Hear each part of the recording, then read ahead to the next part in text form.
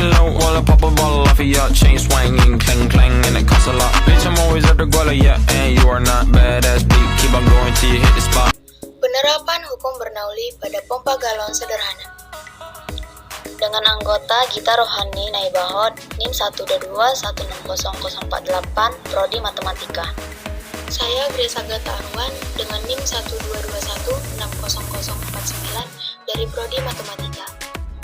Saya Sri Sekar Jingga Padmaningsih dengan NIM 1241089 dari Program Studi Sains Aktuaria. Saya Karin Dimentieva Hutauruk dengan NIM 122410090 dari Prodi Sains Aktuaria. Saya Ejra Felix Gamail Sregar dengan NIM 122410091 dari Prodi Sains Aktuaria. Saya Aulia Nurasana dengan NIM 122410092 dari Program Studi Sains Aktuaria. Kalian tahu nggak sih fluida itu apa? Fluida merupakan zat yang dapat mengalir atau sering disebut zat alir. Jadi, perkataan fluida dapat mencakup zat air atau gas. Fluida sendiri dibagi menjadi dua jenis, yaitu fluida statis dan fluida dinamis. Selanjutnya kita masuk ke hukum Bernoulli. Kalian tahu nggak bunyi hukum Bernoulli itu apa? Bunyi hukum Bernoulli yaitu peningkatan kecepatan fluida terjadi bersamaan dengan penurunan tekanan atau penurunan energi potensial fluida. Persamaan hukum Bernoulli berhubungan dengan tekanan kecepatan dan ketinggian dari dua titik aliran fluida yang bermassa jenis.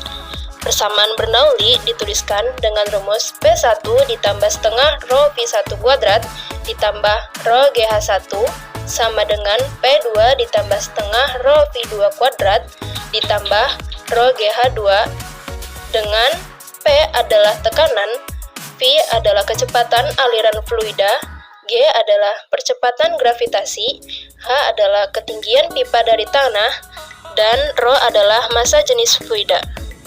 Berikut beberapa contoh penerapan hukum Bernoulli, seperti obat nyamuk, pompa galon, parfum, dan pipa Venturi. Prinsip Bernoulli terdapat pada mekanisme kerja pompa galon sederhana. Pada saat botol ditekan, udara yang ada di dalam katup karet meluncur melalui selang kecil. Karenanya, udara dalam selang kecil mempunyai laju yang lebih tinggi. Karena laju udara yang lebih tinggi, maka tekanan udara pada selang kecil menjadi lebih rendah.